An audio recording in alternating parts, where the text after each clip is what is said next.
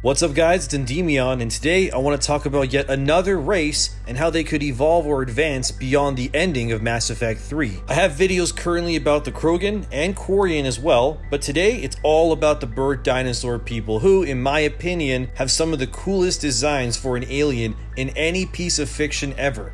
Today, I'm talking all about the Turians. The Turians are an incredible race of avian-like apex predators with skin powerful enough to absorb solar radiation, and the entire race is contracted to serve in the military once an individual reaches the age of 15. The basis of the Turian design, philosophies, and concepts are all based on the Holy Roman Empire, and it shows. How, you ask?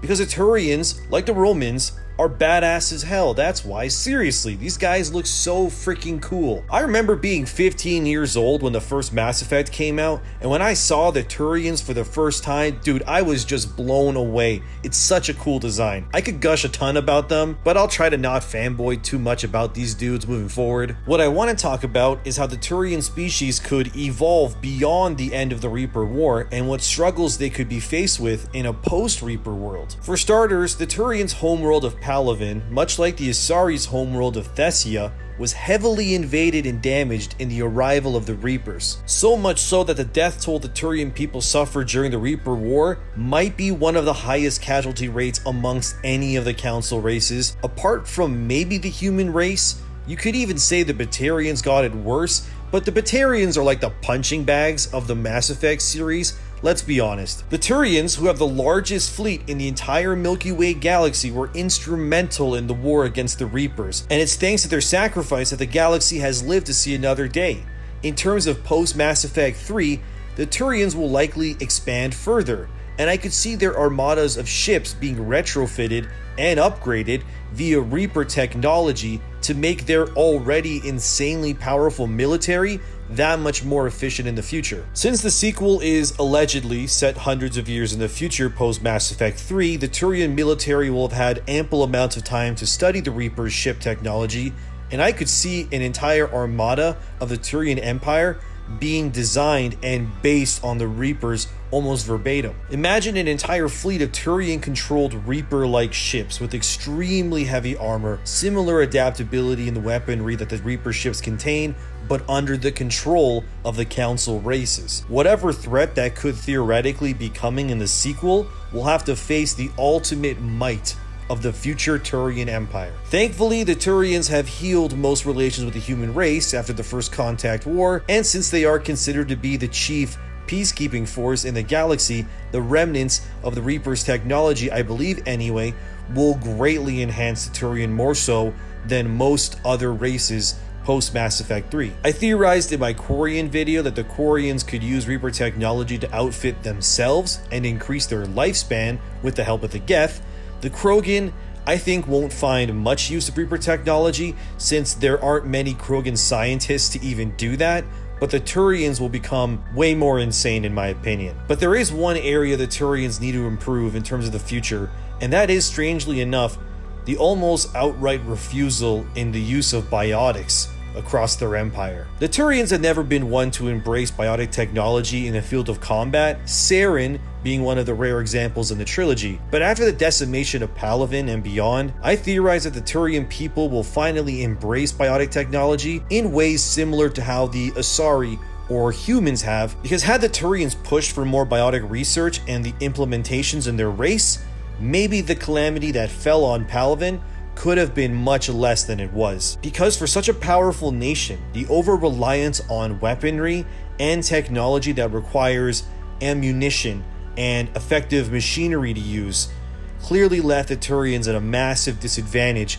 against the Reaper armies that also use biotics. And since the Turians are heavily based on the Roman Empire, I decided to look into it and see how history treated the Romans in the aftermath of their fall. So after the fall of the Roman Empire, the majority of it was split into multiple different factions and nations, all with their own ways of life, and some even following different creeds or religions. In terms of the Turians, the fall of Palaven, which stood as the holy grail of Turian achievement, could very well have the opposite effect in a post-Reaper war, and we could see a Turian empire that is no longer united under a singular rule, but instead splinters into various factions, each believing in different creeds and ways. This further division of the Turians could lead to gaps, so to speak, in the armor of the Turian Empire for other lesser equipped races to slither in and fulfill new positions normally not offered to them. Imagine if the Batarians, who've been devastated, get to weasel their way into the council somehow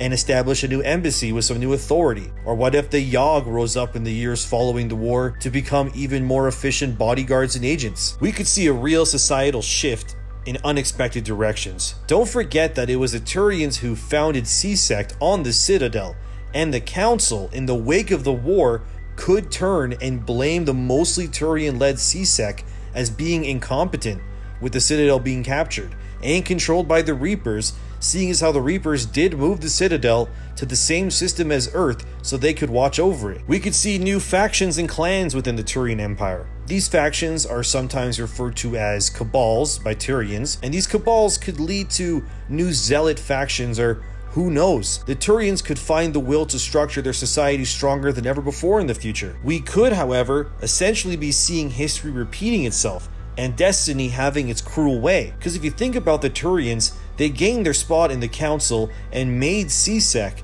in the wake of subduing the Krogans during the Krogan rebellions, and the Turians prospered in the years to come. But now with the Reapers having effectively devastated the Turians, we could see a repeat of history with someone else gaining the upper hand over the Turians. What if the human race took a place on the council over the Turians? The bad blood between the Turians and humans was already spoiled thanks to the First Contact War, and Commander Shepard's valiant efforts in saving the galaxy would undoubtedly be recognized by the other council races as something out of legend due to their efforts in stopping the Reapers, and that act of heroism by Shepard could denounce and replace the Turians' political control in the galaxy. Now, it could be all good and dandy for the Turians going forward, but I'm just throwing out the idea that in order for there to be winners in the world, there also has to be losers. And the Turians, while pivotal in the war effort, definitely lost a lot in many ways, just like the Roman Empire they were based on. It's going to create an interesting power vacuum going forward for the galaxy, but I do think it's safe to say that the Turians will be in a very interesting position going forward in the future of Mass Effect. I don't think the Turians will be this shriveled up empire, but they will be different. After all, we all know how awesome it is to have a Turian watching your back. Am I right?